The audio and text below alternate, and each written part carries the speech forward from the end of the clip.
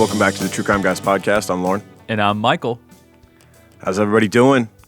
We're fresh off a Patreon exclusive last week. If you're wondering where we were on your free feed, right? That's where we were. We did a Patreon exclusive on the White House farm murders, right? Oh, yes. Very interesting case. Very tangled web there. Over in Great Britain. That's right, yeah. Tolles Hunt Darcy. Yeah. Right? I think that's where it took place, in Essex, England. Yeah, somebody's serving time for that one, but we're not so sure they got the right guy on that one. But I'm pretty sure. I'm just not 100% pretty sure. Yeah, so if you want to hear that, go on over to patreon.com/truecrimeguys. Otherwise, we got a really spooky episode for you this week. Staying in the theme of, I mean, we always do spooky stuff. We're a true crime podcast, but I try to find like even spookier stuff for Halloween season, and it's upon us. It's upon us. It's going by too quickly, I think. I needed more time to watch scary movies and stuff. Kind of bummed. I know, right? I was we went out with the family yesterday morning. We went to the flea market, and there were people obviously selling like Halloween stuff, like a lot of Halloween stuff and costumes and whatnot. And this one guy, he was like, my daughter was looking at this little dress that she wanted. It had like a skull and crossbones on it and shit. And I was like, oh, you don't need that. You know, you already got a costume or whatever. And he gave it to her. He was like, oh, you can have it. He's like, because nobody's going to want it next week anyway. And I was like, well, why won't they want it next week? And I was like, holy shit, Halloween will be over next week. Yep. By the time people listen to this, it's going to be just a few days away. Yeah. So. Golly, I feel like Halloween season just started, like you said. I feel like the change of seasons this year has just rocketed upon us. But I think it's just because we have so much outside going on in our world that the normal mundane things that happen all the time, the changing of seasons, the holidays, that stuff's almost become boring and mundane compared to all the craziness that's going on in the world today. And we just don't notice it. It's not happening any faster. We just don't notice it. Yeah. Yeah, well, we got to get in the extra spooky cases like the Phantom Killer that we're doing this week we can before Halloween is over. And this is an extra long crime line, so the sooner we get into it, the better. And let's do it.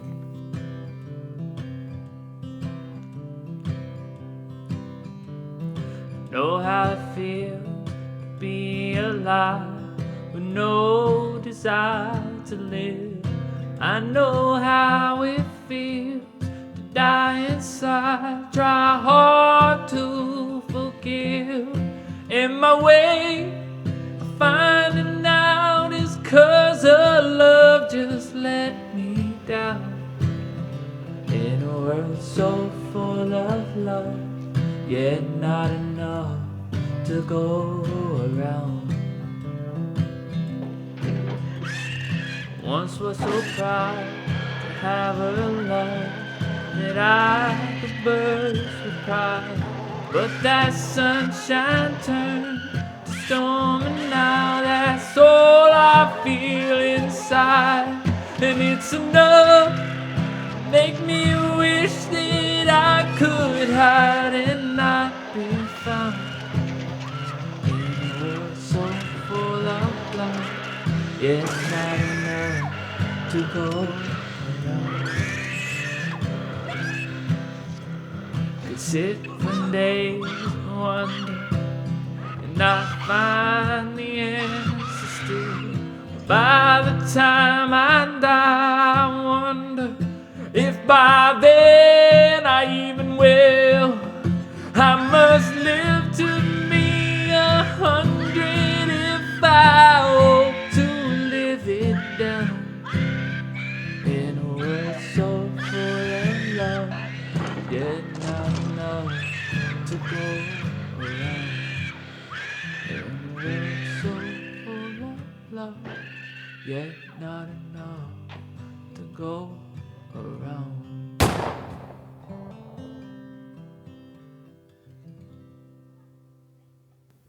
Thanks. All right, our case this week, the Texarkana killer, later to be named the Phantom Killer. Absolute, dude. Very crazy case. One of my favorite town names in all of America, Texarkana, right? Just combine all the nearest areas, right? And just make one crazy word. I love it, Texarkana. Hell yeah. We got Cal Navari here. If you start heading south on the 93 or the 95, I forget. If you're heading towards like Laughlin from Las Vegas, you pass through a town called Cal Navari, where it's kind of the same concept: California, Nevada, and Arizona. Oh, okay. Man, I didn't even know about that. That's pretty cool. So it's like right there at the I guess where all three states come it's together. a three-way border. Yeah. Okay. Interesting. Yeah. That's all. This case had a little bit of a Zodiac feel to me. I know that the killer didn't taunt the media like the Zodiac did. That was what made that case so big. But at the same time, the killings themselves, the way that they were perpetrated, reminded me of the Zodiac. Yeah, it did. It did in that way. But what was different from the Zodiac was it felt like there was so much going on in this town anyways. Like this was a town riddled with crime as opposed to the Zodiac wasn't so much, right? He was more. I feel like I don't know. We'll talk about the book that I got for this case. I finished it, and it was a very long but fantastic book. It's called The Phantom Killer by James Presley. Yeah. Talked a lot about Texarkana, obviously. And I feel like it gets a bad rap as far as like being this crime riddled town, but it really wasn't dangerous unless you were looking for it. It was almost like a Wild West type of town. It's a downtown area, I think. Right. But there was also plenty of safe areas for families, and kids could roam the streets and be fine and everything like that. It's just like if you were going to bars, they could get rowdy and stuff could happen. Well, that's anywhere. But other than that, I feel like it was fairly safe. Yeah, I was about to say I found some very conflicting evidence about the town early on, or history about the town rather. There were some things that said what you just said, where this was a town where people left their doors unlocked and never locked their cars, or left their windows down at night, whatever. And then other sources talked about how this city was, quote unquote, Little Chicago, and that crime was so everywhere, so infested in this city that it was easy to blend in. The city was almost numb to violent crime. So I'm like, which is it? It can't be both. Right. But from what you're saying makes a lot more sense. Obviously downtown, where the train stations are, where the hubs are, where people are coming in, drifters and business people. It was a melting pot right. down there. There was. I mean, I think the nightlife was. It could be seedy and dangerous for sure because of just the melting pot that was like a railroad crossing station type of a town, and then the town was split too between Arkansas and Texas. There was literally like the Arkansas side and the Texas side, but they were really like there was no space between them. It was like basically the 8-mile road dividing them, in a sense. Right. And it was like really they were one city, but they viewed themselves as two different cities, kind of like, in Texas with football counties and stuff like that. It's like you're looking at each other's fields, but at the same time you're like mortal enemies. Yeah, yeah. A little bit of that type of feel to it. Yeah, I think you have that anywhere. And then when you have a state line as an actual physical divider, I think maybe those tensions could rise even higher. Don't you think? Exactly. You got a little Arkansas pride, you got a little Texas pride. Yeah, so this story takes place in the 1940s, late 1940s, in a place called Texarkana, which was a city in the U.S., obviously, in the state of Arkansas and the county seat of Miller County. This city is located across the state line from its twin city, Texarkana, Texas. So it was Texarkana, Arkansas, Texarkana, Arkansas. Right, like Kansas They're City. both Like Kansas neighbors. City, right? You got Kansas City, Missouri, and you also got Kansas City, Kansas. Yep. The city was founded at a railroad intersection on December 8th, 1873, and was incorporated into Arkansas on August 10th, 1880. Some people called Texarkana, like you mentioned, Little Chicago because of its location as a railroad hub and how it brought great performers and famous politicians, but the rails also brought drifters and criminally inclined strangers. The state line that famously cuts through the center of the massive United States Post Office and courthouse also provoked fierce high school football rivalries and created deep divisions that made law enforcement complicated and inefficient. Yeah, we've learned about this in some other cases, how big those football rivalries can be, even all the way up till today with the Greg Kelly case, talking about Texas football, how serious they take that shit. Yep. I mean, if it bleeds into your police department and how you view someone from that town, that's a little bit excessive, in my opinion. Like, I'm all about football rivalries. Yeah, bring out the best in people. Have something to root for, have something to fight for. But when it bleeds over into the justice system, that's where you have to draw the line. That's too much, man. Right. You're taking this high school sport a little too serious. These kids aren't even getting paid. Shit. Yep. Yeah, so let's dive into these crimes that became infamous later on. The first attack, however, kind of flew under the radar and was looked at the wrong way by law enforcement and wasn't really attributed to the Phantom Killer until later. Right. The first attack takes place on February 22nd, 1946. Now, this is the late 40s in Texarkana. 25-year-old Jimmy Hollis and 19-year-old Mary Jean Laurie had gone on a double date to the movies and a diner for ice cream. This is their first date. Jimmy had his eye on Mary for a little while, decided to ask her out, and they decided to go on a double date because it just kind of takes the pressure off. I think it's a good call. Yeah, no doubt. For a first date. And everyone feels safer, especially the women. I think Yeah. they feel a lot safer with somebody they don't know, haven't known, you know what I mean? More of a, if it's a blind date situation, or even a first date, even if you know them. Yeah. And so they go on this double date for, to the movies and to an all-night diner. All-night diners play a big role in this. That must have been a big thing back then. Oh, yeah. I didn't realize that you could stay, these kids back in the 40s stayed out all Dude, night long, all the time. think about seemed it. like it was just a common theme. Well, they got nothing better to do. And then also, I mean, all-night diners are still a thing, bro. Waffle House, IHOP, freaking Denny's. Like, them places ain't going nowhere.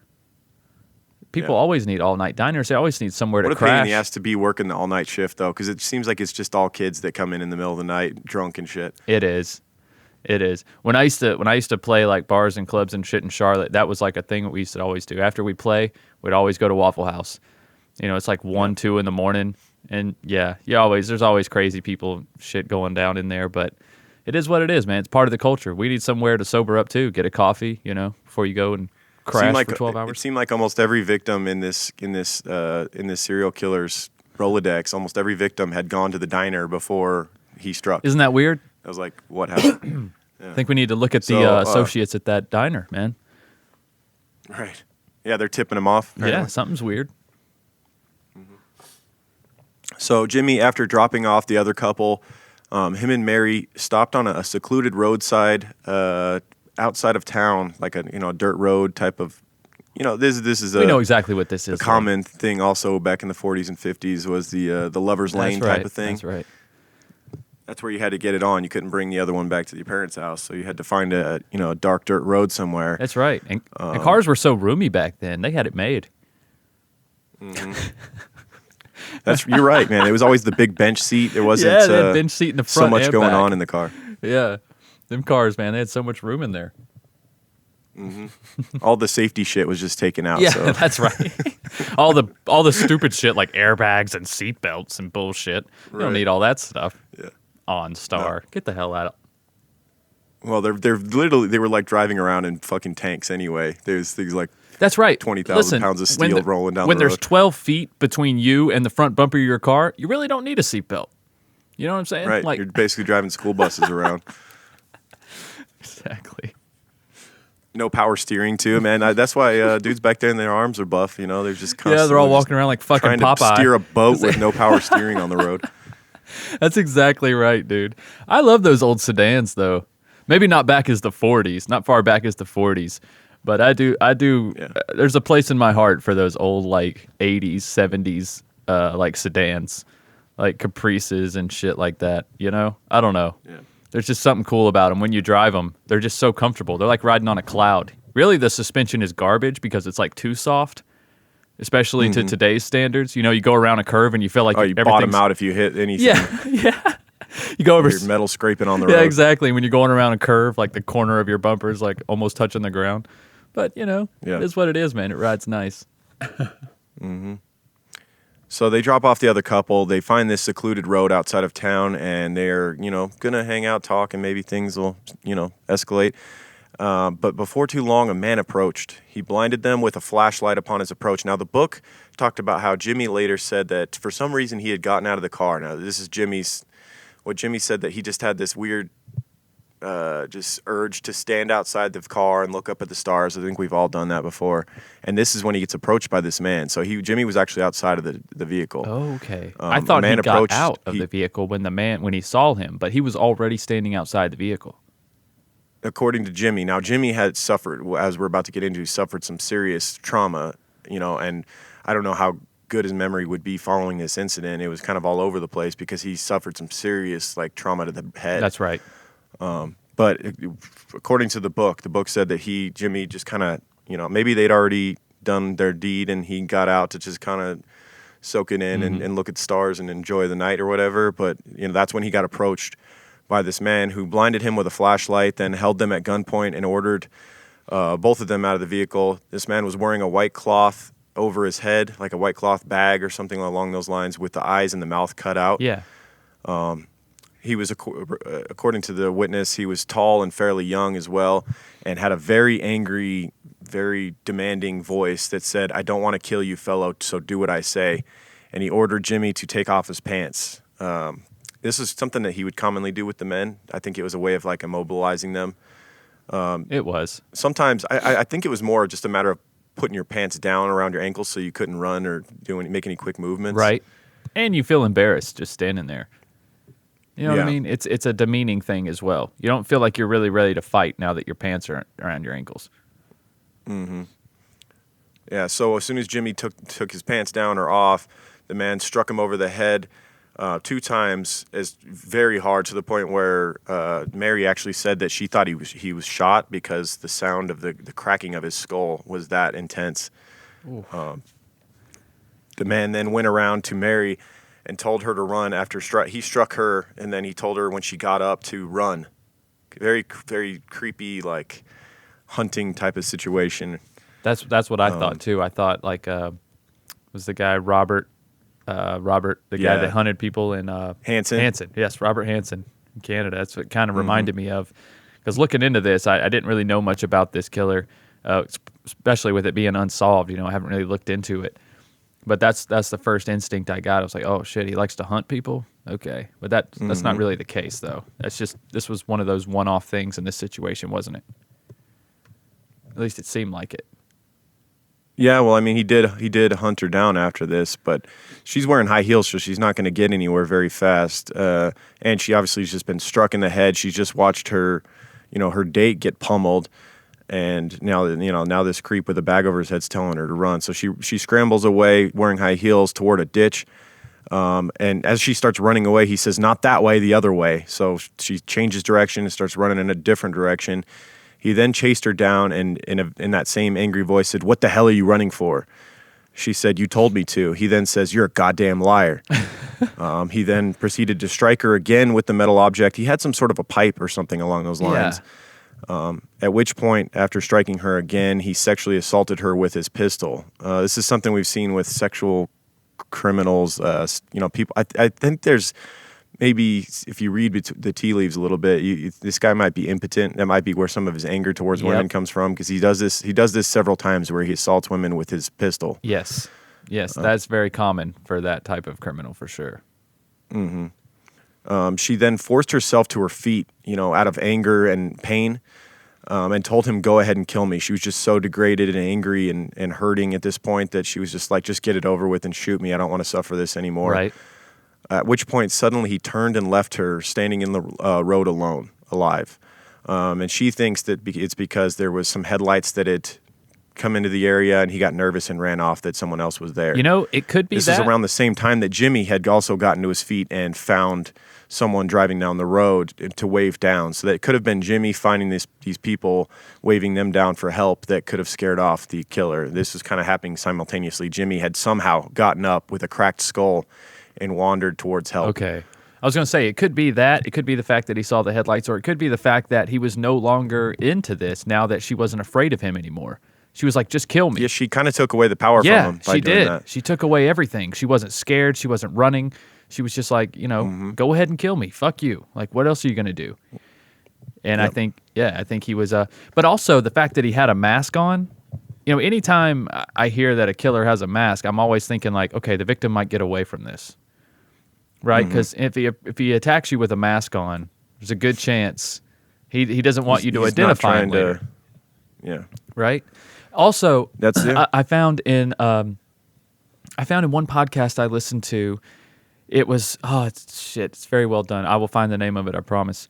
But they talked about how these two both gave completely different testimonies about what the attacker looked like, even though he was wearing a mask.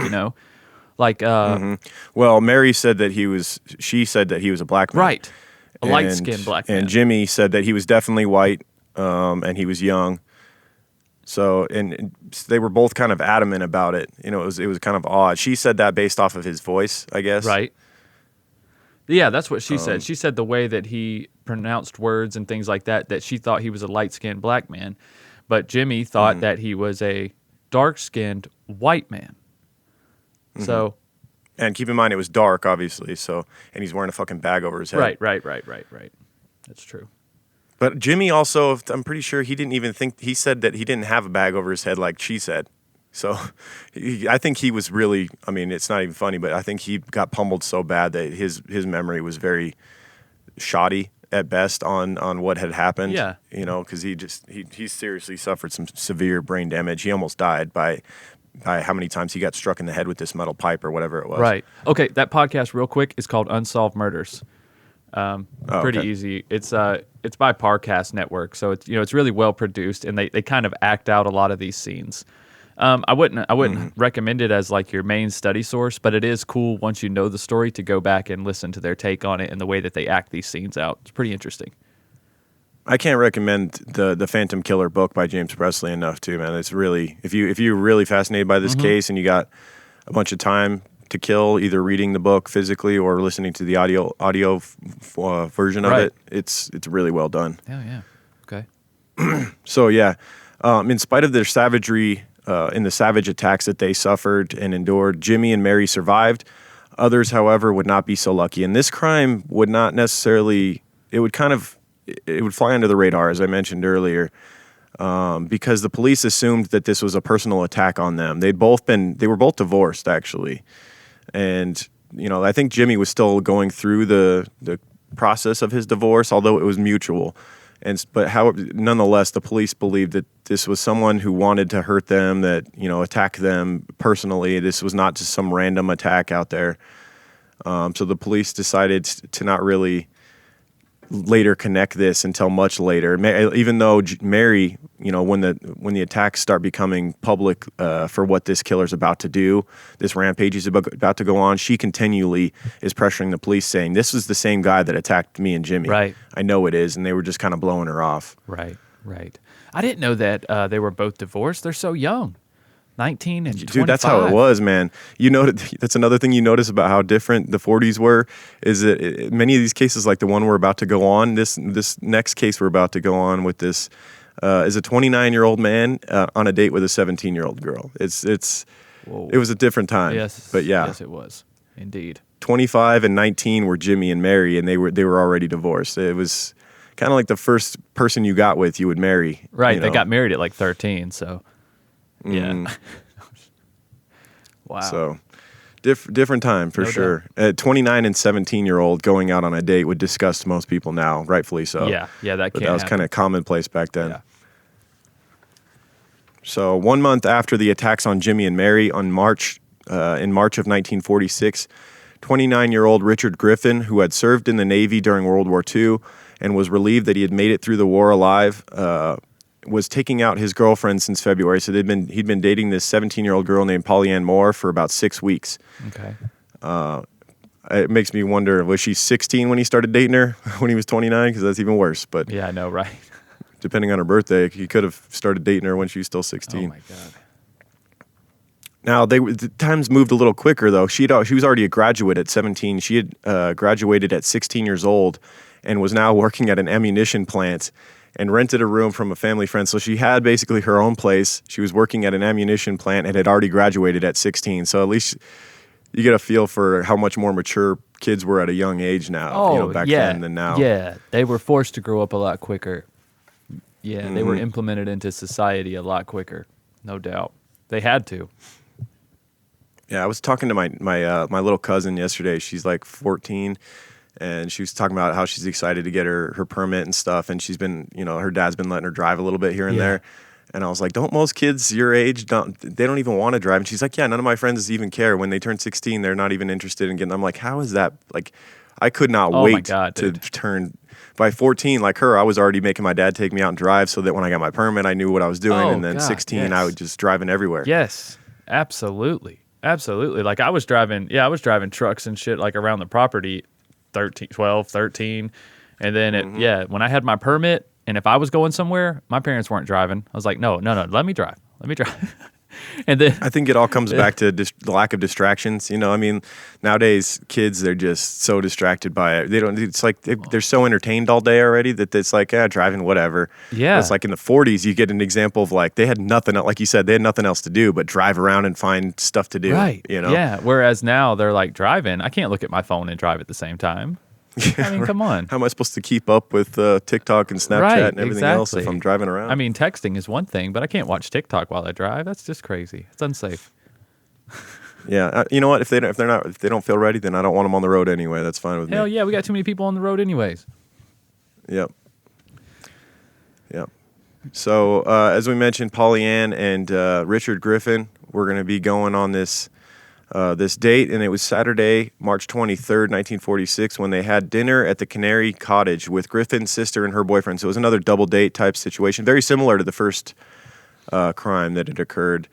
The couple then split ways. So same situation. They go on a double date, and the couples kind of split off and do their own thing. Richard and Polly Ann caught a movie, then caught a late night snack at an all-night cafe. Once again, an all-night cafe. They left at about 2 a.m.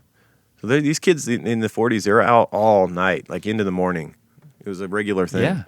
Before taking Polly Ann home, Richard drove out to West 7th, past the city limits and onto a dirt road, a quiet, secluded place near a marsh and facing a gravel pit. A few minutes after arriving, another car pulled up. Richard and Polly Ann figured it was surely another pair of lovers. There's not as much detail on this one, however, because we don't get eyewitness accounts, unfortunately, because the killer left no victims this time. Right. Richard was found in the car with his pants around his ankles, pockets turned out. He was fatally shot in the back of the head. Polly Ann was also fatally shot in the back of the head. However, she was shot on a blanket outside of the car before being dragged and placed back into the car, which would lead you to believe there was some sort of a sexual assault there. Why else would he, put her on a blanket outside of the car to kill her and then put her back in the car? It makes no sense. And you know what you were talking about earlier about the killer being impotent? This is another sign. The fact that he attacks couples when they are in an intimate setting. Mm-hmm. I think. Yeah, it's almost like he's taking out his anger and frustration that they have a normal like sex life type of thing that he can't have. Yeah, exactly. It's just weird that he wants to strike then. I know they're alone and they're out in the secludedness, but there's plenty of times to get people alone if you just wanted to kill somebody. But killing someone during an intimate situation like this, it just feels so intentional, doesn't it? The way he's doing it. Yeah. So at 9 a.m. that Sunday morning, a man found the gruesome scene in Richard's car and called police. The car was there for, people had passed it and stuff and didn't think much of it. It's just a car parked there, and you could see that there was two people in it. Although, once you got closer, you would have obviously seen that they weren't just sitting there, that they were deceased. But Sunday, unfortunately, turned out to be a rainy day, which made the investigation that much harder. The investigation was terribly carried out early on as well, which was soon pointed out by a Texas Ranger who showed up to assist in the investigation. This is Texas, so you get the insertion of Texas Rangers, which always make things interesting. Uh-huh. Seems like we've seen that a few times in cases. Of course, and now this is the second assault like this, so they're showing up pretty early, in my opinion. I'm like, hell yeah, I'm kind of glad the Texas Rangers are there already. Yeah. Yeah, so this Texas Ranger that showed up pointed out to the police that they had been the first to the scene and that they didn't rope off the crime scene right away and had destroyed all the goddamned evidence. And which is very true, because when the first police got there, they kind of let a bunch of looky-loos wander around. There was random people's footprints all over. There was people from town that had gotten wind. They'd followed the police cars. There's like 5 or 10 police cars, rushing somewhere, and people just kind of on a Sunday morning, they're like, what's going on over there? And they just kind of follow it over there, and there was just random people who had stories about, I went over there and I saw the crime scene and this and that. And it's like, it should have been immediately like the people should have been kept far away. Right. And it should have been roped off, and every bit of evidence should have been preserved, especially when you're dealing with rain as well. And a seemingly random set of murders. There's no way this is a murder-suicide. Both victims were shot in the back of the head at the base of the skull. Right. So this is clearly some sort of a intentional homicide, double homicide here. They did determine that the murder weapon was a .32 caliber and likely a Colt automatic pistol. A few weeks later, the killer would strike again and send Texarkana into an utter panic. So this is the third crime, which really, as far as the police thought would be the second crime, because like I said, they still haven't really fully connected the first one. They still thought that was just kind of like a personal attack on Mary and Jimmy, that had gotten beaten with the pipe and stuff. Though they still didn't really connect that one yet. Had they, then it would already be in a frenzy after the second one. But this is still the one we just went over as far as the public's concerned and the police. This is the first crime, and it was this next one that sent this place into a complete frenzy. So the story of the third attack of the Phantom Killer started on the evening of April 13th, 1946, when a local dance band known as the Rhythmaires finished its traditional Saturday night performance at the Veterans of Foreign Wars Club, located at West 4th and Oak Streets in downtown Texarkana. This is such a 40s thing, the Rhythmaires. I know. For the Veterans of Foreign Wars Club. Like there's a club for that. I just love that they're a local dance band. Like, what does that even mean? Are they like doo-wop or? And they this? literally have like young, like 12 and 13-year-old girls playing in this band in the middle of the night. Like that's how this crime starts. It's the victim here, Betty Jo. So then how this happens is because World War II caused such a male shortage, apparently. Right. The band's leader, Jerry Atkins, recruited 4 females. One was alto saxophone player, 15-year-old Betty Jo Booker, and several other young girls. I'm sure that's the reason that this Jerry Atkins did it. I'm looking a little sideways at you like, that's the reason. Now you got all these like 12, 13, 15-year-old girls playing in your band at 1 a.m. downtown. Like, just come on. That's just dangerous. He's looking a little sus to me right now. Yeah. But all this stuff was a little more normal back then. As a Texas high school junior, Betty Jo enjoyed dancing. She excelled academically and set her sights on becoming a medical technician.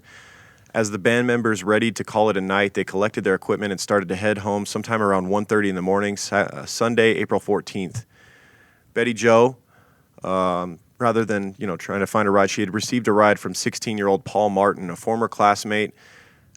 He'd come into town. He lived a little ways away in Kilgore, but he made these frequent trips back to Texarkana, where he knew people, and he really liked Betty Jo, and he planned out this whole night for them. Although it didn't go according to plan, because he didn't realize she was going to be playing in this band until 1:30 in the morning. He wanted to take her to the midnight movie and all this different stuff. Right.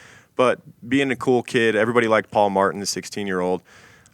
He sat around and waited for her to finish her performance. Sat around and waited for her till 1:30 in the morning, and kind of blew off other people. And so he picks her up after the performance, and she actually had to go take home her saxophone. But before she took home her saxophone and they could get their night started, they decided to pull over in a secluded area north of Spring Lake, or in an area north of Spring Lake Park. So they headed to the Spring Lake Park area to get some private time together. Paul Martin was the youngest of 4 sons. He moved with his family's ice business to Smackover, Arkansas, to Kilgore and East Texas oil town. They spent a lot of time in Texarkana too. His mom loved Texarkana, and he'd spent a lot of time there growing up. That's how he met Betty Jo, and he would go back and forth to Texarkana a lot. Okay. And so Betty Jo and Paul knew each other way back. They'd known each other for 10 years. When they both lived on the Arkansas side of Texarkana during their grade school years, until Paul moved away to Kilgore. Betty Jo eventually moved to the Texas side, while Paul spent some time at Mississippi Military Academy before returning to Kilgore and occasionally visiting Texarkana.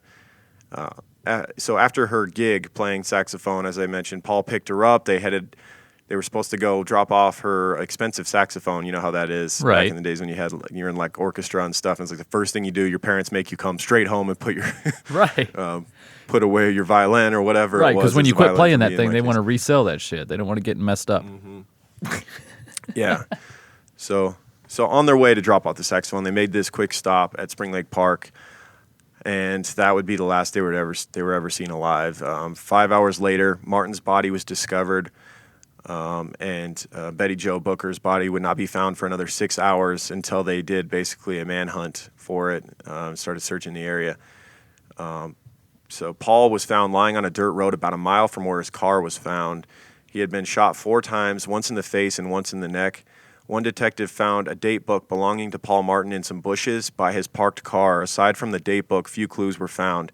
Now, this date book plays a huge role in identifying a later key suspect in these crimes, and I believe it's a big reason why I think I know who the killer is in these crimes Yes. is because of this date book. If the detective isn't lying, and I've seen no reason why he would lie about this, but No. this date book, this detective basically took the date book and didn't tell anyone he had it. He remembered where he had found it, stuffed it in his pocket, and just basically wanted that as like his ace in the hole when it comes to comes time to where they finally find someone, a suspect. He can be like, he can connect the date book, and like that's something that only he knows and the killer knows is that date book, because he didn't tell anyone else about it. And that later comes to pay off when they talk to a suspect in this case and someone close to him. Yep. That was smart. It took a search. Yeah, very, very smart. Yeah, it took a search party to finally find Betty Jo's body in a patch of nearby woods. She was fully clothed and had been shot twice, once in the heart and once in the head. Like with Richard Griffin and Polly Ann Moore, 3 weeks before, the slayer had used the same type of pistol, a .32 caliber Colt. Official reports would say that Betty Jo had been raped. And see, I think initially they didn't think that she'd been sexually assaulted because she was fully dressed. She still had a sanitary pad on. But when they dove deeper and they actually, had the medical examiner, they basically were able to determine that she had seminal secretion inside of her. And when they inspected her date that night, they swabbed him, and they were able to determine he had not had sex. So she had definitely been raped that night. Wow. Now, what I was going to say is, you can understand here why this case is the one that sent everyone into a panic, right? Because it so closely matches up with the one before it. The same caliber pistol, the couple is found almost the same way and all that. But that doesn't mean that the first one wasn't connected. You know what I mean? That he could have just been trying out different methods at that time. Oh, for sure. I mean, we've seen it. And that's why the victim in the first set of crimes, Mary, she was at this point now that there's been 2 other separate crimes following her attack. She's screaming at the police, basically like, this is the same guy that attacked us, and you guys are ignoring this, and you're saying that we knew the killer. They were like literally accusing Jimmy and Mary of like, you guys know who this is. You're just not telling us out of fear or whatever, for whatever reason you're protecting this person. It's ridiculous. So not only are you not taken seriously as a victim, you're looking at as a co-conspirator. And that's got to be frustrating, especially when you're laying in the hospital with skull fractures and you've been raped, Yep. Yep. The 40s, man. Crazy. Yeah. This clearly the same person who had perpetrated these latest 2 crimes on these young couples in a lover's lane situation. Same type of pistol was used, very similar MO. Strangely, Betty Jo's saxophone was not found initially, and how it was found much, much, much later, like buried in it was already like eroding and stuff. But so, police initially put out the word to like local pawn shops and stuff like that to keep an eye out for anybody turning in a saxophone for money. So I'm guessing that they never found came it to fruition. They found it just thrown out into the woods somewhere or something. Exactly. Oh, okay. They found it somewhere where just this crime scene was kind of sprawled out. Like they didn't find Betty Jo for 6 hours. Right. After finding, after they found Paul Martin. And Paul Martin was a mile away from his car. Right. And so this got kind of messy. It's like almost like they ran away from the killer hunted him down type of thing. Or maybe just like the very first time, maybe he told him to run. That gives even more evidence that it links to that very first case. Maybe he did tell him to run and he wanted to give chase a little bit. Mm-hmm. I find strange is that he's sexually assaulting these girls, but then he's leaving them fully. It's almost like he's ashamed that that's his motive, in a sense. And it kind of makes sense later on when you find out that if it's the perpetrator, I think so, the main suspect in this case, which we're going to talk about later. If it is him, he had a woman with him on most of these, if not all. He had some sort of an accomplice, and maybe there was a level of like shame that he didn't want her to think that this was his motive, or maybe he didn't care. I don't know. But like the fact that he, like in this case, he raped her and then he left, and then he fully dressed her back up like he didn't do it. Kind of bizarre. Or maybe he didn't fully undress her in the first place. Yeah. Well, then how would semen have gotten in her? Well, she could be wearing a dress, man. She could be wearing a dress or a skirt or anything. Yeah. Most likely she was probably wearing a dress, actually. She just came from I think she was wearing a dress with a jacket over it. I think the jacket was back on, and they found a leaf between the jacket and the dress, which led them to believe that she had been undressed at some point. Okay. So- Could be. Yep. So 4 deaths in 3 weeks, 2 young couples slain. The town of Texarkana went into a hysterical panic state at this point. The case would also lead not only both Twin City police departments, but the sheriff's office of both Miller and Bowie counties, along with the Texas Rangers, the Arkansas State Police, and even the FBI to probe the Texarkana area by early spring of 1946. So it becomes chaotic. All these different police departments and jurisdictions, all, FBI, everybody's getting involved. You imagine it's probably just chaos. Then Miller County Chief Deputy Tillman Johnson said of this period, quote, "We were constantly getting calls, mostly at night, about prowlers. People would call it about any noise heard at all." And it's the same old thing like we saw with Richard Ramirez, where like in LA County, everybody was just like closing their homes up like tight. They all had guns. They were all paranoid, shooting at any weird noises. Like there was a lot of cases. The book went over several stories during this time in Texarkana of people shooting at neighbors and stuff. Like because they'd pull up to their drive. They'd pull a little close to their home in the middle of the night and be like, "Who the hell's that?" and just start shooting. Yeah. Yeah, there was a time where, like, if you went to someone's house and it was dark, you had to, like, shout to identify yourself. Because if they didn't recognize you, they were coming out guns a-blazing. Yeah. One time, a quick little funny story. I had a roommate who was my best friend growing up, but at my first house, he became a roommate where he paid me like $300 a month to have a room there and stuff, but he was never there. He was always at some girl's house or whatever. Yeah. And like, so he would like, and this is the time when I was living with my wife, and he would pop in like once a month in the middle of the night to go to sleep. And that's all we would ever see him. And so it got to the point where I was like, he would freak me out. Like, and one time I heard someone walking around my house in the middle of the night, and I actually was like pointing my gun at the hallway, and it was just my, Dustin, my roommate. And he's like, "Whoa." I'm like, I just had to be sure, dude. I don't know. You're never around. And all of a sudden, like, someone walking around my house in the middle of the night. Right. He's like, I figured it was him, Yeah. And I had my finger nowhere near the trigger, but just in case, I was just like, yeah. I don't want to get caught off guard here.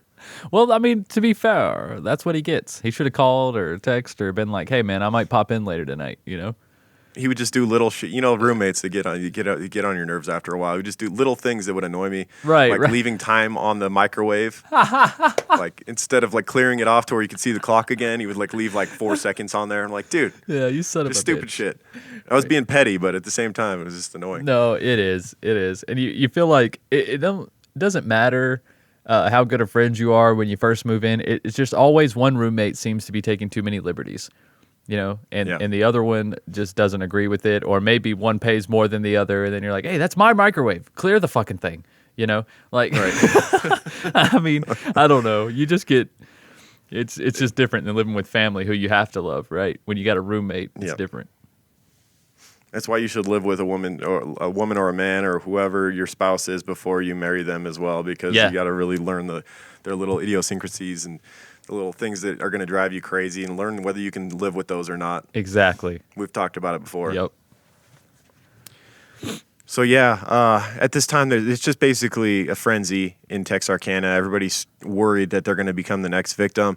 The Texarkana local news media realized quickly that they needed a handle to really get all the frenzy even worse. You know how that works. They dubbed him the Phantom. Oh. And this is a quote from the book, that why this is a perfect handle for this killer. I think the author came up with this quote. He said, quote, "The killer appeared seemingly out of nowhere, left only death, and faded into the darkness like an apparition." Pretty much at that time, that's how you would view this, Pretty much. And a lot of the success goes back to the fact that this was the 40s, and police methods and their ability technology-wise was almost nothing. Like if the killer didn't leave a perfect fingerprint somewhere, Right. or a witness, good luck, Yep.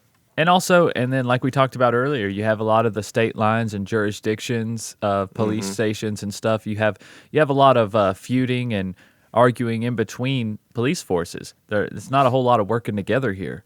Like we saw earlier. It was a perfect storm. It was Yeah. It was a lot of the success also goes back to the fact that this was Texarkana, where it's kind of a clusterfuck, where it's two cities divided. Right. They view themselves as two different cities, but really they're one city. That's part of the problem. Yeah, it is.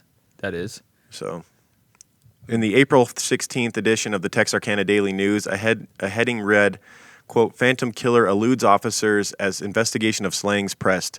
The front page story was continued with on page 2 with the title, quote, Phantom Slayer eludes police. So this is where you see them pushing this Phantom character as the perpetrator. The naming of the killer only added to the panic and mystery. People armed themselves and were quick to shoot. Police routinely parked unmarked cars at isolated lovers' lanes locations with dummies inside and officers staked out nearby with no success. So they would sit there with a couple dummies in a car waiting. Hey, it's not a bad idea.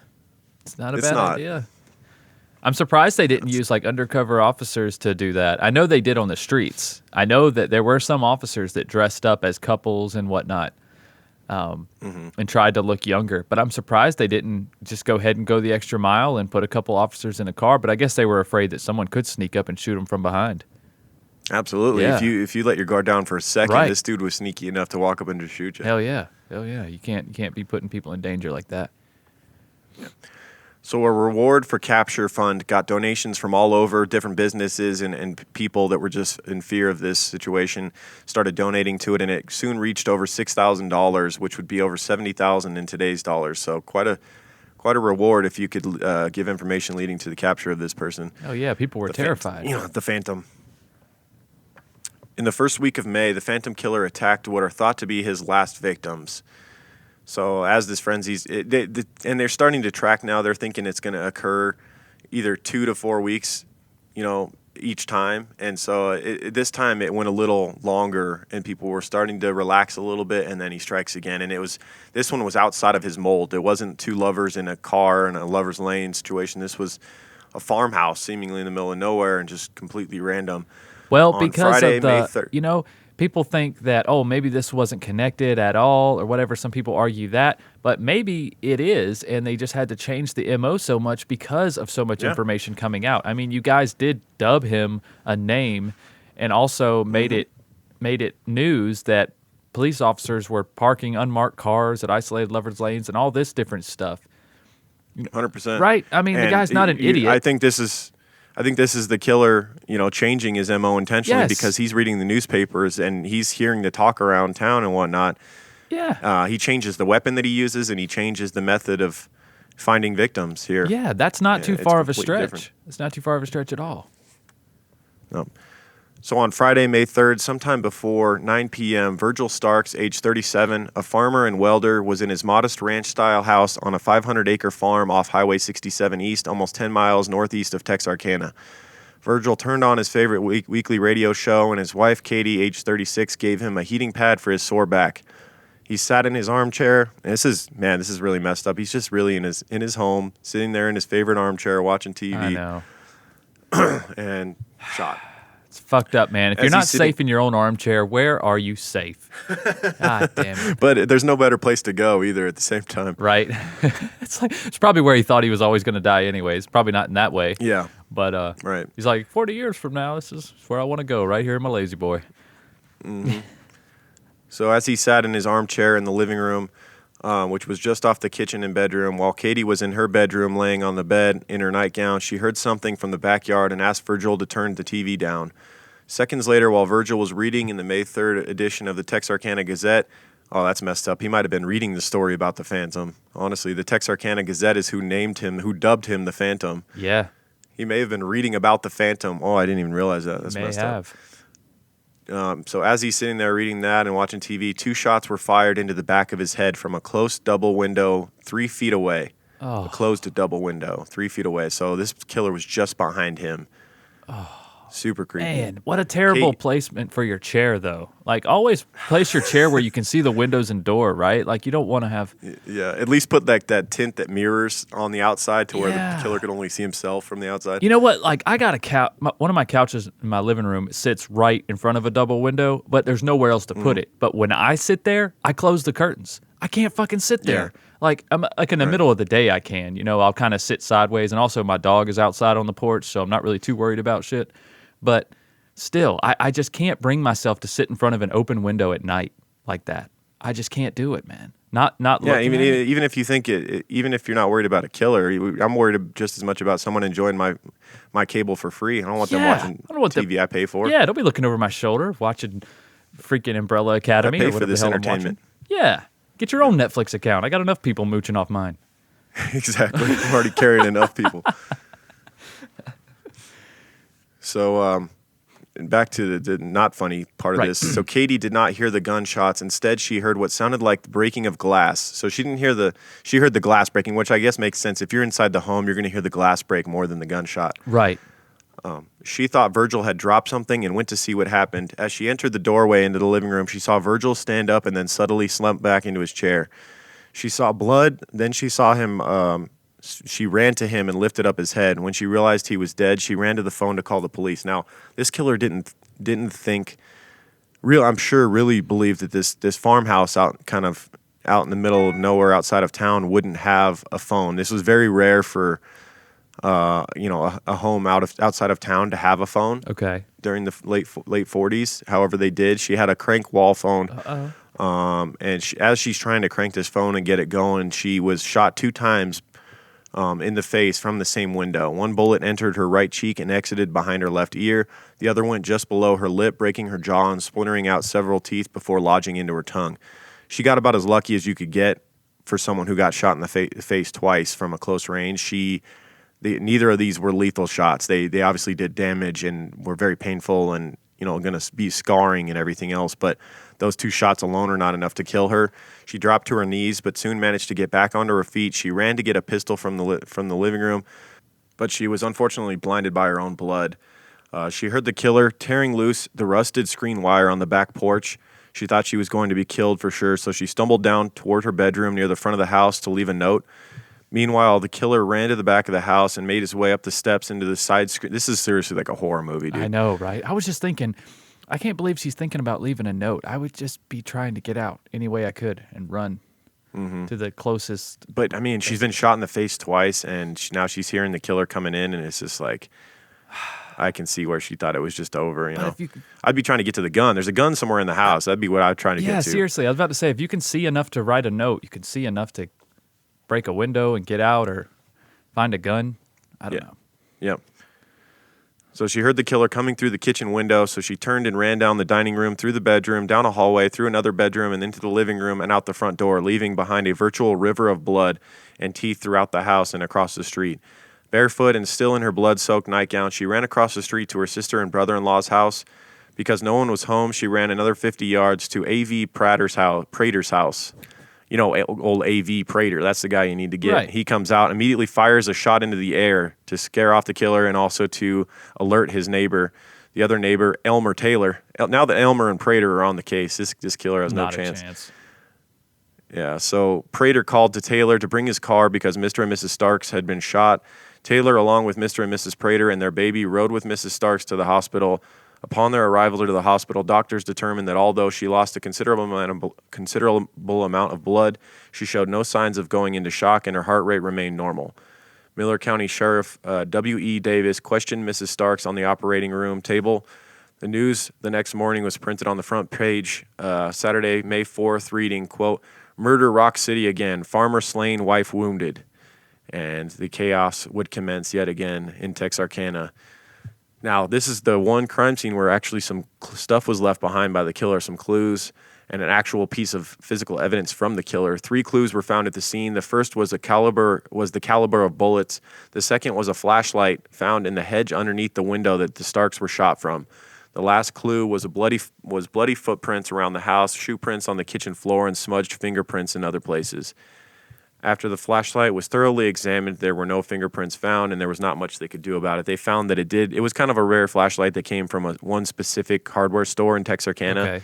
But when they asked the owner of the hardware store and the people that worked there, none of them could remember specifically, who bought the flashlight. Of course not. That's no one suspicious had bought it or that whatever. shit never works out. When you go back and it's like, who'd you sell this to? I'm like, come on, man. You can't. It's a fucking flashlight, bro. I don't know. Most people. A lot of people buy flashlights. Yeah, most people can't remember what they had for breakfast yesterday. When you really sit and think about it, when you watch true crime all the time, you're like, how can you not remember what you did that day? That's so suspicious. But then you try to remember what you did like last Tuesday.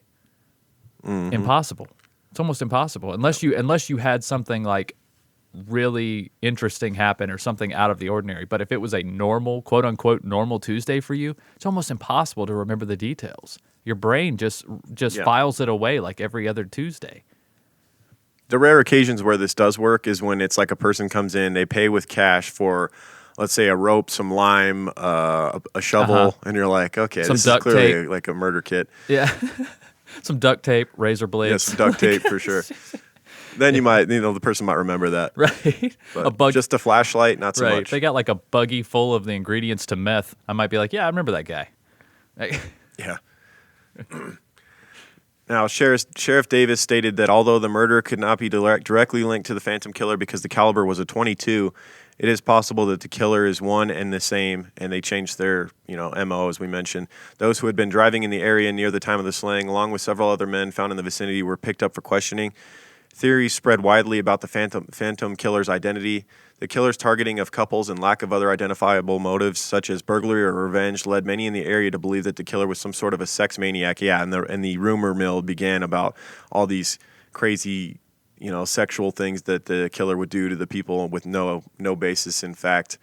Right. The reward fund now, following this latest case, had surpassed $7,000 following the latest attack.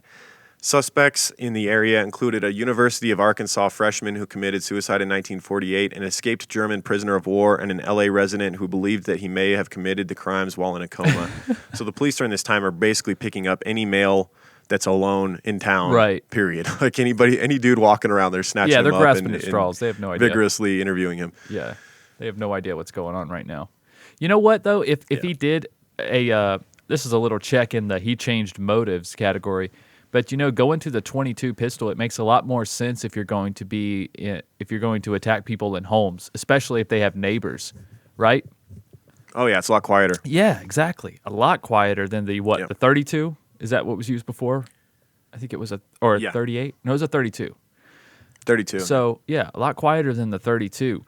And that also explains And also pretty accurate from a distance too, like Yeah. 22 mid-range, like obviously not like long distance, but like mid-range, it's really accurate. It does not a lot of. It's such a small round that it travels through the air really well without bullet drop and stuff. Right. And that also explains why Miss Starks was able to be shot in the face multiple times and still live, because those 22s, yeah, they're not gonna leave that big of wounds in the lower part of the face. Now, if she got shot in the skull and the brain, that's a different story. If it penetrated the skull into the brain, Right. yeah, she would be done. Exactly. Yeah.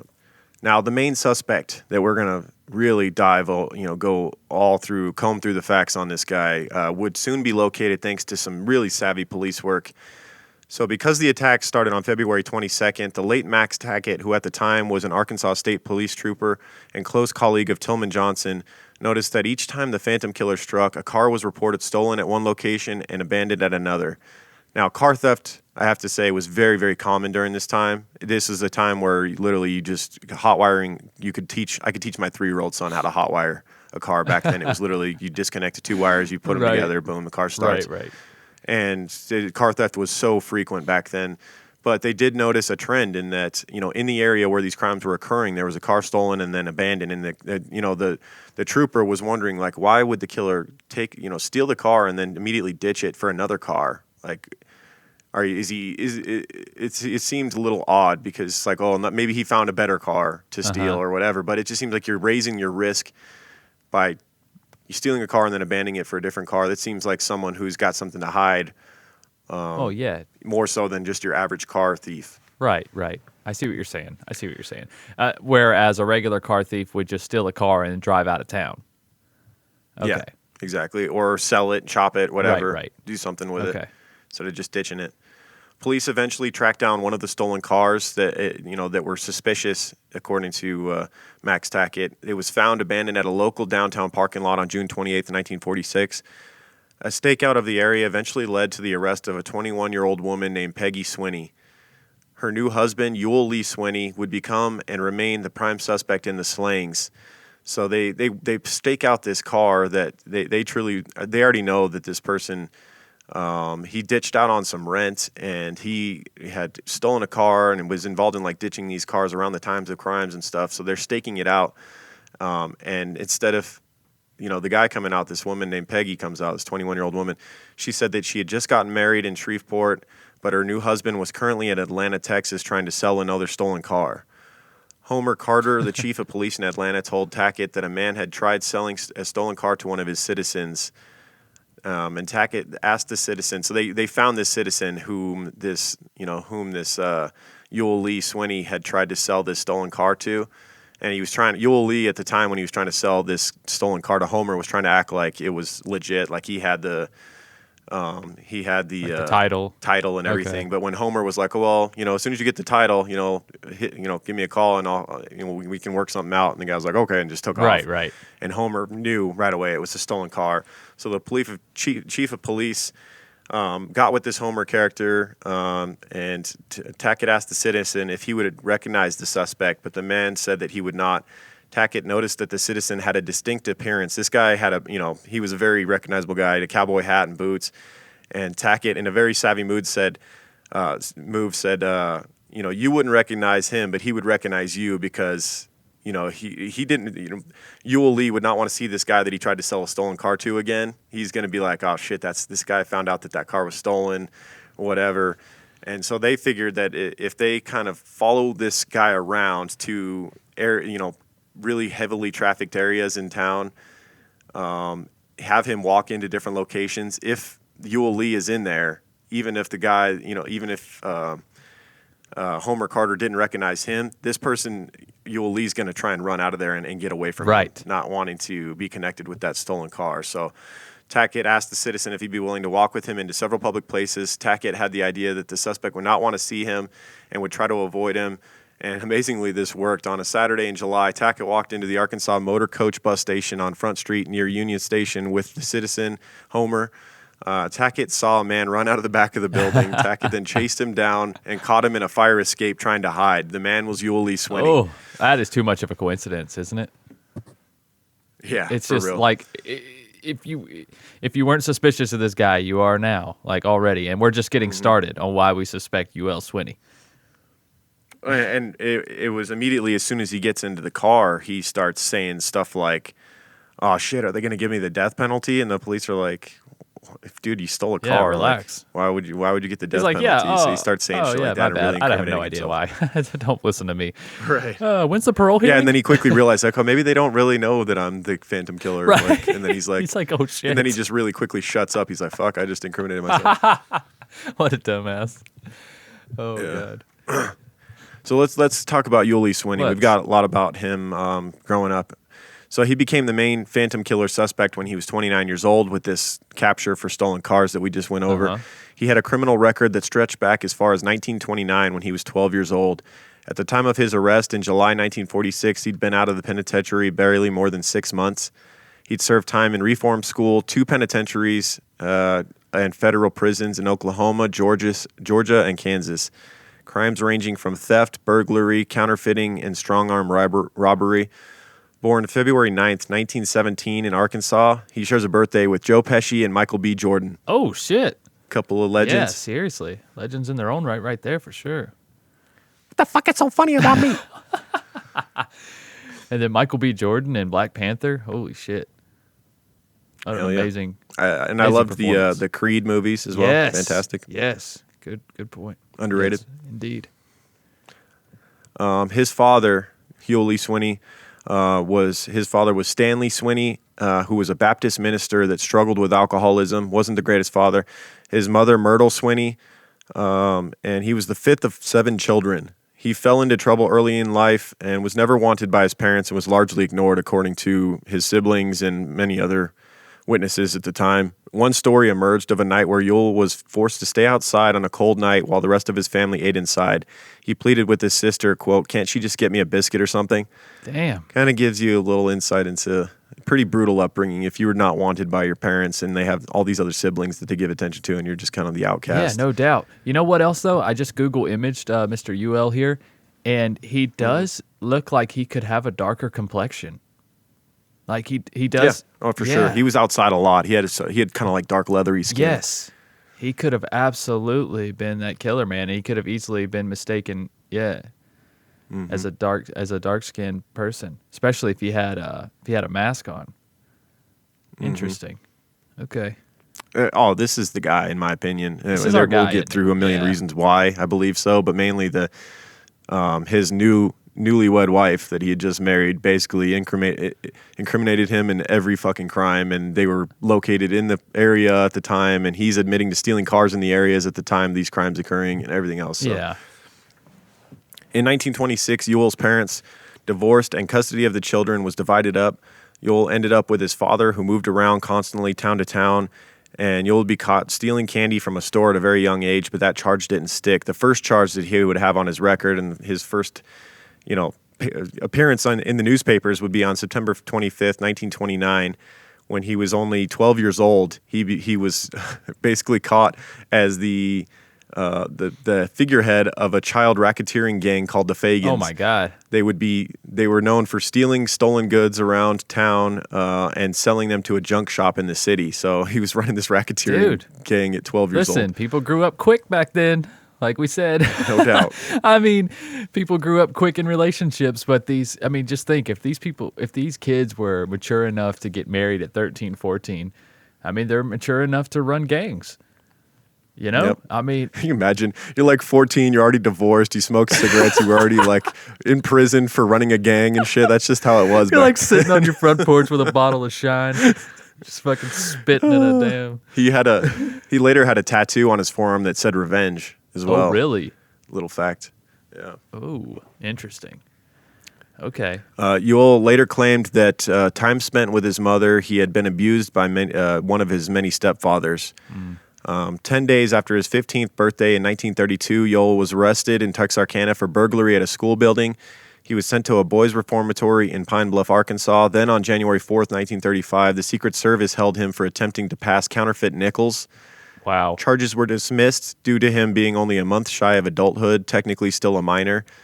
However, that didn't stop him from going right back to it, because then in July he was arrested again for possessing counterfeit coins and turned back over to the Secret Service. This time, they said, "Kid, you know what? You had a chance. We let you go when you were 17, and now you go ahead and do it right again. So this time you're getting 2 years in federal prison in Oklahoma." Good. Then in 1937, what were you going to say? How are you counterfeiting nickels? Dude, nickel was real money. back then. I get it. It's like counterfeiting 20s now. But what I'm saying is, like, how? Like, they were made out of real silver back in the day. That's a good point. Seems like it'd be more of a pain in the ass than it's worth. Yeah, I feel like it would be harder to counterfeit some metal, especially if it's real silver, than it would be to counterfeit a bill. But then again, kids walking around with dollars then would have been a red flag in itself. Don't you think? Yeah, no You know doubt. what I'm saying? Like, if a kid was walking around with 20 that's probably how he bucks got caught in the racketeering gang. Yeah. In the racketeering gang, the Fagans, he was flashing cash around and smoking cigarettes and stuff, and that's how they busted him. Yeah, because that would just be a red flag in itself. 12-year-old with, 20, 30 bucks on him is like, holy shit. Yep. Yeah, so he does his 2 years in federal prison in Oklahoma. Then in 1937, he was picked up by the sheriff's office in Louisiana for counterfeiting yet again. Dang. He was sentenced to 3 years in Leavenworth. We know about Leavenworth. Just think about this. If he got caught 3 times for counterfeiting, how many times did he get away with that shit?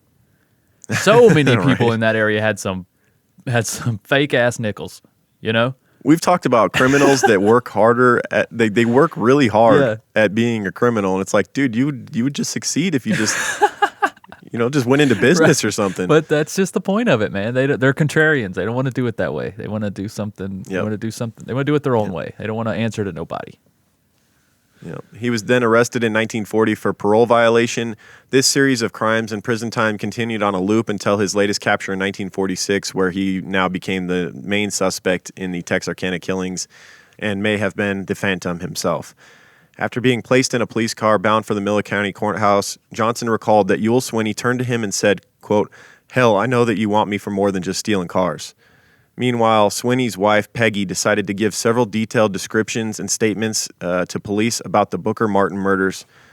And she goes on a series of just giving detailed accounts that would point you to believe that her new husband, Ewell, was the Phantom Killer. And she's trying to protect herself by keeping her story where, Ewell's killing these people and she's somewhere else every time, except later on she eventually incriminates herself in saying that she was there for at least one of these murders. And you know why I think she does that? I think she does that to convince them, because she's like, okay, you guys aren't getting it, so I guess I'm going to have to give some details that only somebody there would know. So I do that. But on the other hand, now it also looks like she's given 2 completely different testimonies So to the public, it makes her seem less believable. Whereas to me, I feel like it makes, to me, I believe her even more now. Well, especially when for me the little address book. Yes. That comes into play that we mentioned earlier Yes. because the only way she would know, because this detective who picked that up and kept it to himself was the only person aside from the killer or someone at the killings would have known That's about. right. That's right. That was where I was convinced, but we'll get to that. Meanwhile, Swinney's wife, as we mentioned, was giving statements and stuff. She eventually rode with them to Paul Martin's murder site and described how her husband, who at the time of the murders was her boyfriend, shot the young couple. More importantly, Peggy started to tell police things that only a person actually at the crime scene would know. One such item that directly connected Peggy and Yule Swinney to the scene at Peggy's statement about Paul Martin's date book that's what we're talking about. The date book being thrown into some bushes nearby. That's where the detective had found them. He was the only one aware of this. A book that only Bowie County Sheriff W.H. Bill Presley found earlier and knew about at the time. The evidence concerning the date book was a very helpful addition to 4 different different statements about the Booker Martin murders Peggy Swinney eventually made to the law officers. So this woman, who herself had been in trouble with the law numerous times, made her first 3 statements at the Miller County Jail 3 months after the murders. In each of her statements, she told police that she was with her boyfriend, Yule Swinney, on the morning of April 14th, 1946, when both Booker and Martin were found shot to death at different locations near Spring Lake. Specifically, in her statements, she was very precise in her description of Yule Swinney's actions on that morning of April 14th. However, some of the details, especially her involvement, changed from statement to statement. As we said, initially she was trying to protect herself, and then she just got to the point where, fuck it. Yeah. I know I'm already implicated in these, and I might as well tell you so that you actually believe me and lock this son of a bitch up, because he's on a murderous Right. rampage as of She late. was probably just as afraid of him at this point. Oh, she definitely was, and you can see it in one of the sets of murders with the youngest couple, where he actually made her hold on to the girl while he finished off the young boy. Oh, I think it was Paul. Yeah. Yeah. So Peggy Swinney, who died in Dallas in October of 2014, later confessed that instead of being a bystander, she sat in the back seat of the victim's car after Swinney shot Paul Martin. In her first statement on July 23rd, she said, quote, "He and I were at his sister's house. We were discussing the murders in Texarkana. I asked him who killed these people. He told me that it was someone with a brilliant mind, someone with more sense than the cops." Jesus. Oh my God. That's the ego. Yep. That's the ego of a serial killer right there. Yeah, because at work. nobody who's not the killer would say that. Because then it's like, whoa, you're like Mm-hmm. a fucking fandom killer sympathizer? Like, what's with this dude? Sounds like something Dwight would say. Like if he did something and people didn't know yet, he'd be like, "Sounds like somebody really smart would do." Somebody with experience as a sheriff's deputy. Right. Or what is he? He's some kind of like volunteer sheriff's deputy, right? He was. Dwight. Yeah, he was like a volunteer police officer. Yeah, that was one of the best episodes of The Office, is when they found the little piece of joint in the parking lot, and Dwight put on his uniform and was shaking everybody down in the office. Oh yeah, I love his. Didn't it turn out to be Michael Scott's joint, I think, or some shit? I think it did, but I think they were. I loved his interrogation of Jim the best. That was the funniest. Oh, Jim flipped it on him. Yeah, he's like, wait a second. I love those 2 characters, those personalities together. They just have so much chemistry. They're perfect. Yeah. So Peggy's statements continued. She said that she and her boyfriend drove in from Dallas and stopped at about 6:30 p.m. on April 13th at a cafe in New Boston Road, where they ate a steak dinner. After seeing a movie at the Joy Theater, the couple drank a couple of bottles of beer at a driver's cafe and took 4 bottles of beer with them. Shortly after leaving the cafe, they ended up at Spring Lake Park, where he parked the car near a dairy. The 2 finished their beers, and he left the car telling her he was going to take a leak. She said, quote, "He was gone from the car for about an hour." That's a long leak. That's some when leak, I heard man. something that sounded like 2 gunshots. I do not know whether they were pistol or shotgun shots. It was just getting daylight when he came back to the car, and he started driving out of the park at a rapid rate of speed. When he came back to the car, I saw that his clothes were wet and his knees were damp up to his waist. So quite a boyfriend you got there. He's goes to take a leak and shoots a young couple and flees the park afterwards. Well, to be fair though, if someone peed for an hour, their pants might get wet. Might be up to their knees. It might be. Shit, it might be. She said they then drove their green 1941 Plymouth to Peggy Swinney's mother's home, but not before changing his clothes in a nearby wooded area. He then drove through a pasture into a wooded area to hide his car. Leaving. How does he explain all these things to her? You know, she's clearly. I mean, I'm being facetious because she's clearly involved in all these crimes, in my opinion. She was basically the Bonnie to his Clyde. She is a piece of shit, just like he is. But at least in the end, she implicated him in these crimes and came clean because she actually felt bad. It seems. Right. And she was afraid of him, as you mentioned. I think that was more of it. Less that she felt bad. I think she did feel a little bit bad, but more that she was just straight afraid of becoming his next victim because this guy's a psychopath. Oh, of course. Leaving the pasture at the end of the day, the couple got stopped by the land's owner, who threatened to call the police. Yul Swinney told the man, quote, would get him after he got out of jail if the man reported him to police. So threatened to kill him if he locked him up. However, in one of her two July 24th, 1946 statements, Peggy Swinney said Yul Swinney told her that, quote, he was going out to the park to rob someone. And on April 13th, the evening they returned from Dallas, her version of what happened once Swinney found a couple in the park to target for robbery changed from her July 23rd statement. This time, she said that she got out of the car with Swinney after the two of them had driven about 200 yards past the Martins' coop. She then said that both her and Swinney walked the 200-yard distance to the driver's side of Martin's car, at which time Yul told the man to get out of the car. Yul then told the couple to give him everything they had while pointing his gun at Paul Martin. Betty Jo Booker and Peggy both screamed and begged Swinney to not shoot anyone. After Swinney told his girlfriend to search the couple and she refused, she said that Swinney got mad and moments later shot Martin twice with the .32 caliber handgun. Swinney then told his girlfriend to hold Booker while he went. So he's now making his girlfriend hold this young girl, Betty Jo Booker, while he went back to his car and drive it behind Martin's car. So this is just absolutely horrific. If she didn't really know how bad of a guy that her boyfriend was, now she's seeing it in action where he just shot a young boy in front of her and now he's making her hold the boy's girlfriend while he goes and gets the car, and where he's probably about to kill her as well. So she's holding this girl to be killed moments later. Right. That's not an accessory. I don't know what is. Yeah, come on now. You're literally holding the killer, right, or holding the victim of his soon killing.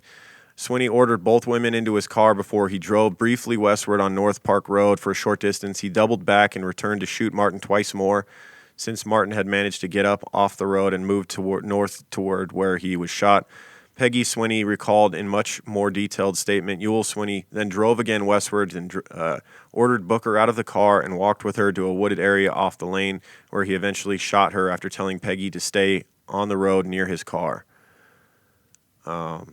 So now she basically completely implicated herself as an accomplice in these murders. But while Swinney's wife opened up and talked, Swinney himself would not. At one point, we asked him about his wife, and he just clammed up from there. He was for sure worried about what she was telling them. And I think he even wrote a letter to her while they were both in jail and saying, basically trying to plead with her not to say too much. Oh. But it was too late. I didn't know about that. Yeah, so police then took the man to Little Rock for a shot of sodium pentothal, which was basically truth serum. Oh, okay. This is some old school 40s police tactics. They're injecting him with truth serum. Unfortunately, they gave him too much and he passed out without saying a word. Damn it. Oh, my God. Gave him way too much, man. What the hell? The truth serum. Officer, in all honesty, I'm really sleepy. Yeah. I think I'm just going to take a little nap here. Oh, damn it. Quote, I think if we had just kept him there in Texarkana and kept questioning him, we would have gotten the truth out of him eventually, Johnson said in 1996. You know what he's saying? This is a regret that they regretted deep into their old age, into the 90s and stuff, these detectives that lived, were working back then, that they didn't get this guy for these murders. I mean, they locked him up for a long time for car theft and whatnot, but the fact that they weren't able to get him to confess really bothered them. And then there's this stupid Arkansas loophole that the wife of someone doesn't have to testify against her husband that really helps Swinney as well. Yeah, that is true. That is true. That's more than just Arkansas, isn't it? There's a lot of states with that, man. I don't know. That is so dumb, yes. though. Who knows you better than your spouse? And if they're doing a heinous crime, if my wife sees me murder somebody, it's only right that she should be able to testify against me. Right, right. And I think in most states you can, but I don't know. It may have been changed by now. But I've heard that. I've heard that a few times actually. I've heard that come up quite a bit more than just in Arkansas. Well, it's not a matter. I guess I stated that wrong. She would be able to testify if she wanted to, but the police couldn't make her testify essentially because she was my wife. There you go. That's what it comes. Yeah. So Swinney's wife refused to testify in court and couldn't be compelled to do so under the law. She married Swinney just hours before she had been taken into custody by police. The new bride, under Arkansas law, couldn't be compelled to testify against her husband, even though she'd already basically gone over detailed accounts of these murders that he'd done with her as a witness to. Did they even sign the wedding certificate yet? Like, there ain't no way. I know, right? It just seems like there could be something that could be done there. How about an annulment? Like a couple hours before. Yeah, that's crazy. Even though she was basically testifying anyways. I know it wasn't in the court of law, but coming forward with what this if that was the information- reason he married her? Because he knew that loophole, and he knew that she was already, had witnessed all these crimes he had done. Yeah, yeah. And I think he didn't want to. I don't think he wanted to hurt her either. Obviously, right? Or he would have done that. So maybe he thought, well, if I marry you, then you don't have to testify, and they can't make you. Yeah. So it takes the heat off of her, and it takes the heat off of him. Yeah. Smart move. So for a time, Peggy Swinney was jailed for being an accessory to car theft while the suspect was extradited to Bowie County, where he received a life sentence in state prison on auto theft charges and a conviction on being a habitual criminal. So they got him for what they could, essentially because Peggy wouldn't testify against him. She refused, and they couldn't make her. And so not having enough physical evidence against him and without a confession from him, because he clammed up after he got in the police car, after they'd caught him for the auto theft, and he was basically ready to confess then, but they didn't realize what they had yet until they talked to Peggy, and they kind of missed their chance. And then he clammed up, and he's like, they don't have anything on me, so I don't have to say shit. Yeah, they showed their cards a little early. It was just an unfortunate series of events that led to him not being convicted of these crimes and being known as the Phantom Killer. In my opinion, I think it's clearly him. Yeah. Peggy couldn't have known these things otherwise. She just knew way too much, and all these statements lead you to, all the evidence. The Black Book, that was a big one for me. Yeah. Yeah, no doubt. He at least killed the two couples that were both killed. Right. Now, I don't know about the first one, and I don't know about the home invasion. The farmhouse. The farmhouse one. But the two in the middle, got to be him, right? It's got to be Mr. U.L. Swinney for those two. Mm-hmm. Yeah. So Texarkana citizens were expecting another murder on May 24th, about 3 weeks after the Phantom Killer's May 3rd attack. It would never, however, take place. And that's another thing a strong point that would lead you to believe that Ewell Swinney was the Phantom Killer, because after his arrest and he got locked up for 25 years, when they gave him everything they could for all of his, habitual crimes and locked him up for 25 years, no more attacks that would lead you to believe that they were the Phantom Killer occurred after that. Like the Phantom killings stopped. Yeah. There is some people who say that the 21-year-old Virginia Carpenter from Texarkana in 1948 is a cold case where 21-year-old Virginia Carpenter went missing. Uh-huh. I don't believe that she fits the MO of the Phantom Killer. First of all, she's still to this day has never been found, and it just doesn't seem like the Phantom Killer, or who I believe to be Ewell Swinney, ever hid bodies to that extent where they would never be found. He would shoot them and leave them lying there most of the time. Right. It wasn't his MO to bury a body somewhere where they would never be found or dispose of a body in that manner. Right. Also, I'm thinking he was kind of looking for couples as well. I mean, this is just a single woman here who was taken. Mm-hmm. That doesn't seem like his style either. Yeah. So Johnson, one of the detectives, passed away in 2008 at 97 years old, said back in 1996 that he never knew what became of Peggy Swinney after 1946. So she really got off, man. Like, even more so than, at least Ewell got 25 years. They threw what they could at him, and he got locked up for a long time. Yeah. She basically got out scot-free. Yes, she did, and then lived till 2014. Yep. Gosh, she lived a long life. Well, UL lived till 94, I believe. Ain't that crazy? He actually got out. Yeah. So he may have killed at least 4 people, stole multiple cars, God knows what else. Right. There's counterfeit nickels And still got everywhere. out of prison. Counterfeit nickels everywhere because of him. And Right. and he gets out, and enjoys the, I guess, probably 80s, 90s, maybe 70s, Yeah, 80s, 90s. Yeah, so as we mentioned, in 47, as a repeat offender, he received 25 years. However, he was released from prison in 1973 following a habeas corpus proceeding found that a prior conviction in 1941 used for a sentence enhancement purposes was void because Swinney had not been represented by counsel. Wow. Such So slack kind of a work, loophole dude. in the justice system. So many got him missed released early. opportunities. Oh, that's heartbreaking. Yep.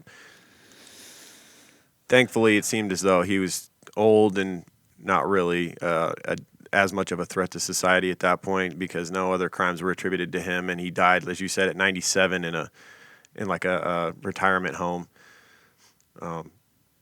Investigation into his involvement in the murders eventually faded. The case remains unsolved, and physical evidence is virtually non-existent today. Swinney, as we mentioned, died in a Dallas nursing home in 1994 at the ripe old age of 97 years old. While most are convinced that the Phantom Killer was, in fact, Ewell Swinney, others remained unconvinced, and they point to the 1948 unsolved cold case of 21-year-old Virginia Carpenter from Texarkana, who was thought by some to be the work of the Phantom Killer, although I believe that it doesn't really fit, as I mentioned. Right. She was never found. The other main suspect that is kind of worth mentioning that people do bring up as the Phantom Killer is Henry Booker Duty Tennyson, who lived from 1930 to 1948. He played the trombone in the same high school band as Betty Jo Booker, but they weren't friends. He confessed to the Booker Martin and Starks killings in a note he wrote, among many others, just before swallowing rat poison in 1948. His fingerprints, however, did not match those found at the Booker Martin crime scene. A friend of his, James Freeman, provided him with an alibi for the night Virgil Starks was shot, and Tennyson's brothers stated that he didn't know how to use weapons and learned to drive a car only in 1947. They also claimed his confession and suicide note were induced by, quote, reading too much comic books. So He just wanted not as much strong evidence there proving to him as opposed to Ewell it's Ewell Swinney. He was the Phantom Killer, in my opinion. Dude, and when Henry Booker Tennyson wrote these notes and all this stuff, he was 18. I mean, 18 years old. Seemed like he was bored and probably didn't have friends and just wanted some attention. Exactly. Emotions are running high. And if you are going to die and you're ready to end your life, you want to be remembered for something, right? Something. Yep. And you're like, well, this hasn't been solved. Maybe I can just write this for a reason for taking my own life. Yep. Yeah. That's the Phantom murders, the Texarkana killings. Technically, they're unsolved. However, I can't think of another case where there's such a strong suspect and it seems to be clearly that person. And unfortunately, they just weren't able to prove it in court. They didn't get the confession, and they couldn't. Stupid loophole in Arkansas's laws couldn't force Peggy, even after all the detailed statements she gave, to testify against him. Like you know what they should have done? They should have really threatened to charge her with the murders. Then they're like, hey, you just implicated. You held a girl who was then shot by your husband. Like, we're gonna give you murder charges unless you. But I guess were they not even allowed to do that because of that law? Is that compelling the witness to testify at that point? I don't know what that entails. As far as compelling someone to do it, threatening them with charges. Does that count? Because they should have threatened her with whatever charges they could to get her to testify. I mean, that's not even a threat, though. If you hold someone who's getting shot, I mean, that's not even a threat. She really should have just been charged regardless. Yes. She was absolutely an accomplice in murders. Yeah, wife, husband, relationship, whatever. Throw all that shit out the window. You held someone while someone else killed them. You're a murderer. Yep. You should have been charged as such. I agree. And she was on a spree of stealing cars with him all over the place as well. Right. Yeah, it's amazing she kind of got away with a lot of that. No doubt. God. Well, yeah, that's it, man. We hope you guys enjoyed it. Happy Halloween to everybody. Yeah. You want to get into some Oh My Gaia? I do, man. You're going to get sweaty in your costumes this Halloween at the Halloween party.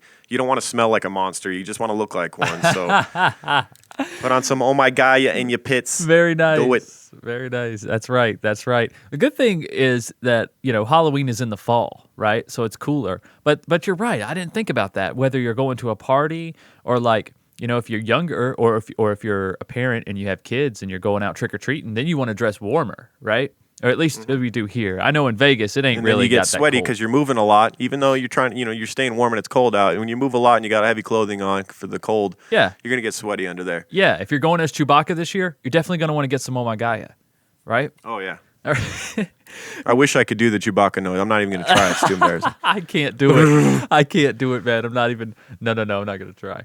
But you know what I will do, guys? I will tell you about Oh My Gaia.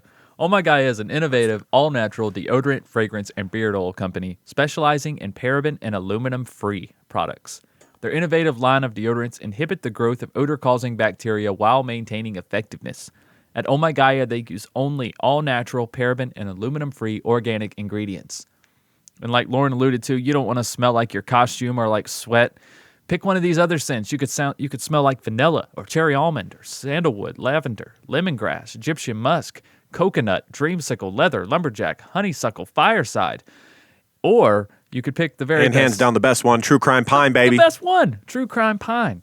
Our very own scent offered by Oh My Gaia, and only at Oh My Gaia can you find the True Crime Guys True Crime Pine exclusive scent. And because you guys are True Crime Guys listeners, you can get 15% off your order using the word CREEPER, CREEPER, for 15% off at ohmygaia.com. That's OHMYGAIA.com, or at shop_ohmygaia on Instagram. Do it, guys. Do it. Won't regret it. Do All it. right. You want to talk about Patreon for a few minutes, our other shows and stuff, and I'll get our reviews. People that have rated and reviewed the show, I'll get the shout outs for them going. Right on. Guys, if you are a True Crime Guys listener, maybe you just found us, or maybe you're making your way through all the freeloader episodes, or maybe you're caught up now. Congratulations. Well, we got even more good news. There is way more True Crime Guys on the Patreon side of things. Patreon.com/True Crime Guys.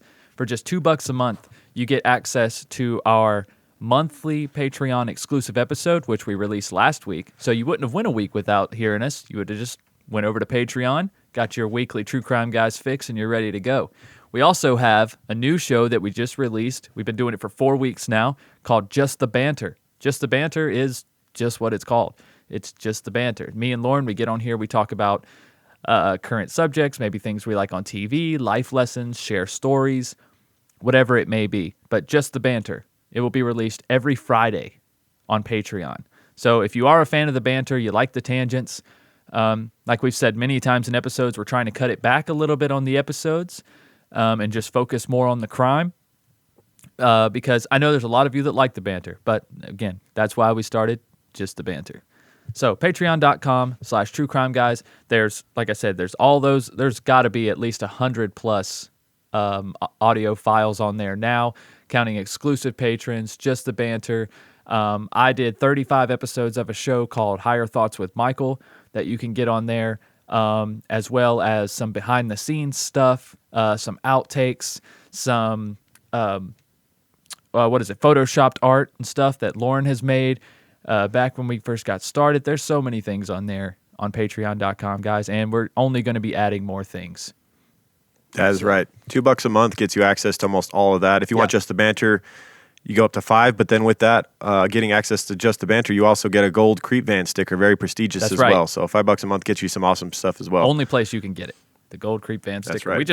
We just had to make a new order, right? We were ordering them at like 50 to 100 at a time. Now we're buying up to 250 at a time because you creepers are making us work, and we appreciate that. We appreciate that very much. It's a great problem to have. Yep. Going through stamps like you wouldn't believe. Oh, right. So, are you ready for the reviews, or do you need me to? I am ready. Plug some more things? Ready. Okay, let's plug some reviews. I am ready. I want to say thank you to those of you who over the last 2 weeks have gone and rated and reviewed the show on iTunes. So we got Mimi Ying in the U.S. said awesome, 5 stars. We got Rosalia in the U.S. We got Mommy K817602 in the U.S. said fuck yeah, 5 stars. Right on. These guys do a great job. Perfect blend of facts, tangent, stark humor, and respect. If you're into dudes talking about serial killers who don't sound like annoying who don't sound annoying as fuck, this will do nicely. Okay. All right, we'll take it. We got Creeper Ronnie Creeper Ronnie. in the U.S. Creeper Ronnie said, best true crime podcast, 5 stars. I've tried so many other true crime podcasts. You guys are by far the best. Well, thank you. Thank you, Ronnie. We disagree. There's a lot of great ones out there, but if you like us the best, that's cool with us too. Yep. We got Claire Richardson in Scotland. Said, awesome true crime podcast. Super well done. Thank you. 5 stars. Fire emojis. Love it.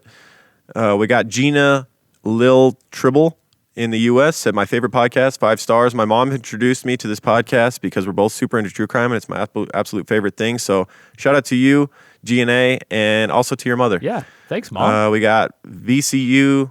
Actually, no, screw that one. Okay. KD Showalter in the U.S. said, yes, 5 stars. Great job. Funny, respectful. Great listen. Thank you. And then we got CY Oak 17 in the U.S. said, love the podcast. 5 stars. Easily one of my favorites. Right on. Thank you guys so much for the new reviews. Thanks for sharing the show. Thanks for your Instagram stories. Any way you guys promote the show, we appreciate that very, very much. A great way to promote the show is to buy some merch, because we have a new merch site. True Crime Guys. It's sweater weather time, guys. It's winter season. You want some true crime merch. You know you do. You know you want to support the show like that and look awesome wearing some of our gear. Hell yeah. truecrimeguys.threadless.com.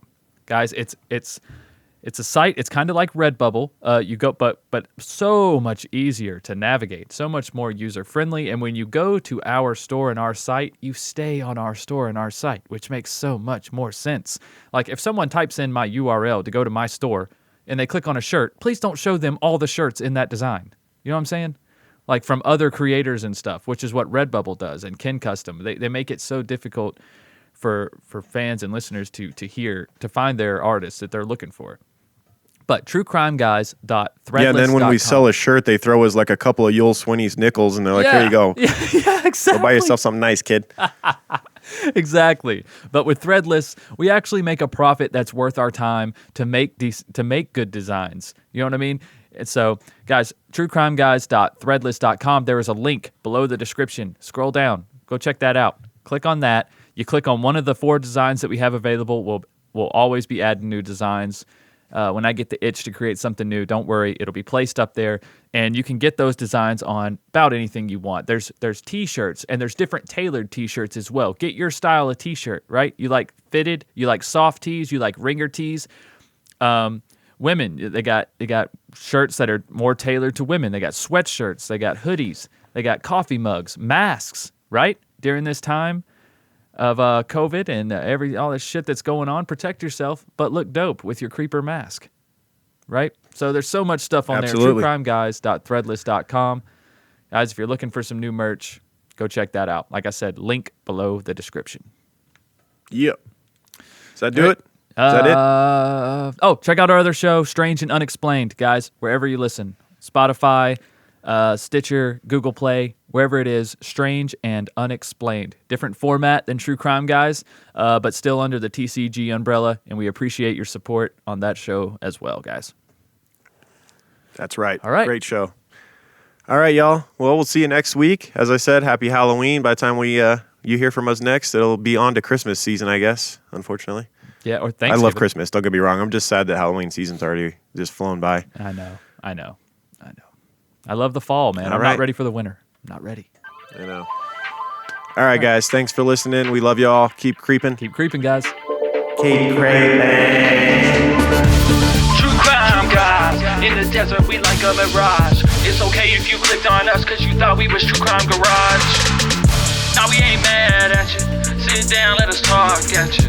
I'm talking to the creeper army, we out here making murder, get murder. True crime guys, in the desert we like a mirage. It's okay if you clicked on us cause you thought we was True Crime Garage.